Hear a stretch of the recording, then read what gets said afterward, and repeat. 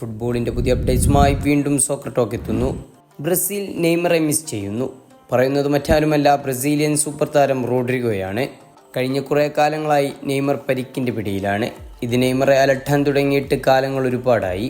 Rodrigo പറയുന്നത് ഇത്തരത്തിലാണ്: Neymar തിരിച്ചു വരണം, ഞങ്ങൾക്ക് ലോകകപ്പ് നേടണം, നെയ്മർ കൂടെയുണ്ടെങ്കിലേ കാര്യങ്ങൾ എളുപ്പമാവൂ എന്നാണ് റോഡ്രിഗോ പറയുന്നത്.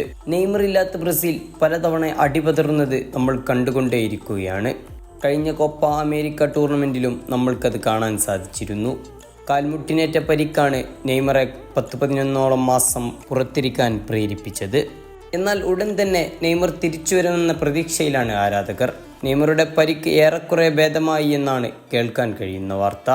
നെയ്മർ ഇല്ലാത്ത ബ്രസീൽ ഗോളടിക്കാൻ ബുദ്ധിമുട്ടുന്നതും നമ്മൾ കാണുന്നു. നിലവിൽ നെയ്മറാണ് ബ്രസീലിൻ്റെ ഓൾ ടൈം ടോപ്പ് സ്കോറർ. 2ാം സ്ഥാനത്ത് പെലെ, 1ാം സ്ഥാനക്കാരൻ നെയ്മറാണ്. ഇതിഹാസം പെലെ നേടിയത് 77 ഗോളുകളാണ്. 79 ഗോളുള്ള നെയ്മർ ബ്രസീലിൻ്റെ ഇതിഹാസമായി തുടരുന്നതിൽ സംശയമില്ല.